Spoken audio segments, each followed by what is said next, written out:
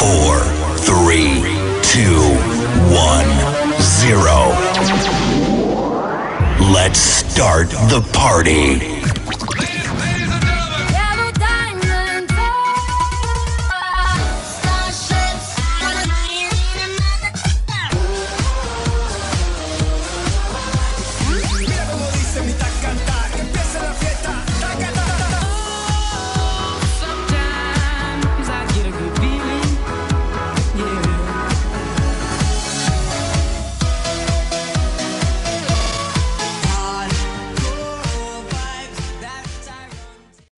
Bonjour nos chers auditeurs, le groupe scolaire La Joconde est très heureux de vous recevoir dans sa première émission de la radio scolaire qu'elle vient d'adopter comme projet éducatif innovateur puisque la radio scolaire reste un outil efficace d'information et de communication au service de la maîtrise de la langue et de la citoyenneté. Chers auditeurs, nous avons opté pour ce projet pédagogique d'établissement pour les raisons suivantes. Notre radio scolaire a pour objectif principal de réduire les inégalités scolaires, de permettre par le biais d'un outil motivant une meilleure maîtrise de la langue écrite et orale. La parole en radio permettra certainement de susciter chez nos élèves le besoin de s'améliorer et de s'épanouir pour parvenir à un produit fini de qualité. Passer dans une émission radiophonique, pour un élève, c'est pouvoir écrire des textes, les assumer et être en cohérence avec son image. Et c'est grâce à sa participation aux ateliers d'écriture que notre élève apprendra à lire les journaux, à comprendre l'actualité, à s'informer du monde qui l'entoure et à intégrer les bons comportements et les bonnes habitudes. Nos chers auditeurs, notre radio scolaire vous présentera lors de ces émissions et dans 3 langues qui sont l'arabe, le français et l'anglais. Les différentes activités de la vie scolaire, des émissions culturelles, des modèles de méthodes d'enseignement innovatrices, des émissions destinées aux parents d'élèves, des débats entre notre équipe pédagogique des parents d'élèves et des intervenants extérieurs, des jeux interactifs, des dossiers de sensibilisation et d'information sur des actualités d'ici et d'ailleurs. De ce fait, l'objectif majeur de notre radio scolaire intégré à une pédagogie de projet reste de favoriser par ses programmations structurées, ses productions et ses émissions variées et des conduites sociales telles que la responsabilité, l'autonomie, l'estime de soi, le respect de soi et des autres, la prise de parole, l'esprit critique et autres. Il s'agit en définitive de favoriser et de susciter chez les élèves l'apprentissage de l'indépendance, de l'interdépendance et des responsabilités au sein du collectif. Car le développement de ces compétences ne peut avoir que des effets bénéfiques sur le comportement de nos élèves.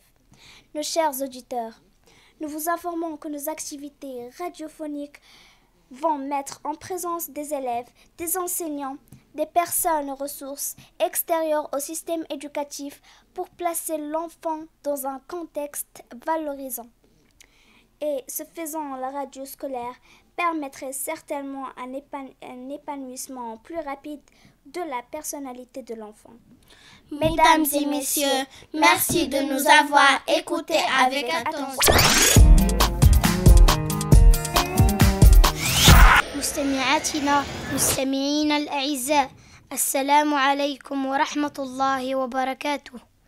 إن مجموعة مدارس لا جوكوند لسعيدة بشد أسماعكم في بثها الأول عبر الإذاعة المدرسية التي اعتمدتها مؤخرا كمشروع تربوي تجديدي، بحيث ستظل هذه الإذاعة أداة فعالة للإخبار والتواصل بغية التحكم في اللغات والمواطنة. مستمعاتنا مستمعين الأعزاء، لعل أهم الدوافع التي أملت تبني المؤسسة لهذا المشروع التربوي تتلخص في كون الهدف الأسمى من الإذاعة المدرسية هو تقليص الفوارق في التعلمات والسماح عبر هذه الأداة المحفزة بتحسين التحكم في اللغات على المستويين الشفهي والكتابي. التحدث عبر موجات الإذاعة المدرسية يسمح بخلق الحاجة لدى المتعلم من أجل تحسين مستواه وتفتح شخصيته للوصول بها إلى منتوج كامل وذي جودة عالية. بالنسبة للمتعلم يبقى المرور عبر أمواج الإذاعة المدرسية عمل يتطلب القدرة على كتابة نصوص وتبنيها والانسجام مع صورة صاحبها، وبفضل انخراطه في ورشات الكتابة سيكتسب ملكة البحث وفهم الواقع والاطلاع على العالم من حوله، مما يساعده على اكتساب وإدماج السلوكات والعادات الحسنة. مستمعاتنا ومستمعينا الأعزاء، إن إذاعتنا المدرسية ستقدم لكم برامج متنوعة عبر 3 لغات، وهي العربية والفرنسية والإنجليزية. ومن برامجها مختلف الأنشطة المرتبطة بالحياة المدرسية، أنشطة ثقافية، نماذج من الطرائق التعليمية والمجردة، برامج موجهة إلى أمهات وأباء التلاميذ وبعض المتدخلين الخارجيين، ألعاب تفاعلية، ملفات تحسيسية وإخبارية حول المستجدات المحلية والخارجية. وبهذا يبقى الهدف الأسمى لإذاعتنا المدرسية المندرجة ضمن بيداغوجيا المشروع والسماح عبر البرامج المهيكلة والحلقات المتنوعة بتنمية سلوكات اجتماعية: المسؤولية، الاستقلالية، تقدير الذات، احترام ذات الآخر، التعبير والتفكير الذاتي وغيرها نقدي وغيرها. ويظل الأمر في نهاية المطاف وخلق فرص التعلم واكتساب الاستقلالية والتعاون وتحمل المسؤولية داخل الجماعة. ولعل تنمية هذه الكفايات سيكون لها أثر إيجابي على سلوكات تلامذتنا. مستمعاتنا ومستمعينا الأعزاء، نخبركم أن أنشطتنا الإذاعية ستضع إلى جانب المتعلم النظام التعليمي والإداري وأشخاص ذوي خبرات معينة من أجل وضع المتعلم في سياق مثمن. وبهذا فإن الإذاعة المدرسية تساهم لا محالة في تفتح شخصية التلميذ ونشأتها اجتماعيا بوتيرة سريعة. Greetings dear listeners, Lajicon Group is very pleased to welcome you at its first broadcast to launch the Diaper of School Radio, which is considered as an innovative educational project aimed at moral goals. It's an effective tool to share information and activate communication within our students for the sake of language mastery as well as becoming a proactive citizen. We built up this pedagogic platform for several reasons that suit the education commitments, such as our school radio platform is promoting motivation and good language fluency and accuracy. Our radio policy and enhance the desire of students to improve to foster a good product.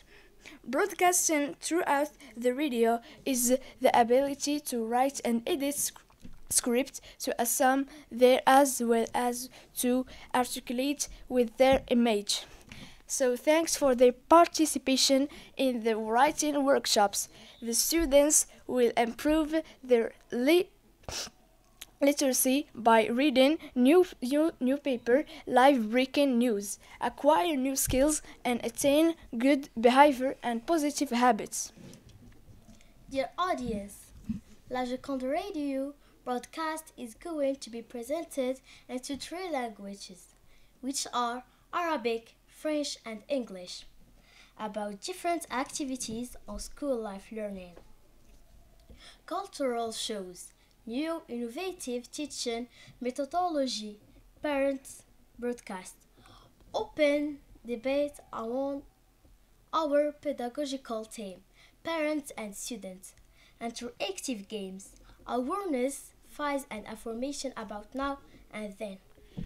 Thereby, the main objective of our broadcast is to implement pedagogical projects, promote structural programs. Its product shows social behavior, responsibility, autonomy, self-esteem, respect, public speaking, and critical thinking. To sum up, motivating our students to increase self-independence, co-working, teamworking, responsibility within a group. As a result, developing these competences can affect students' comportament in a positive way.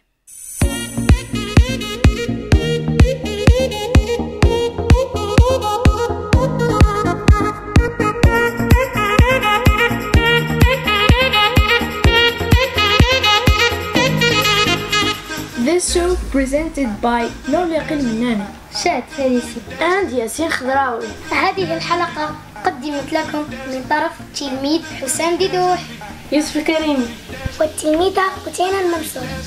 Cette émission est présentée par Nandri Douani Dua Jabri et Yasmine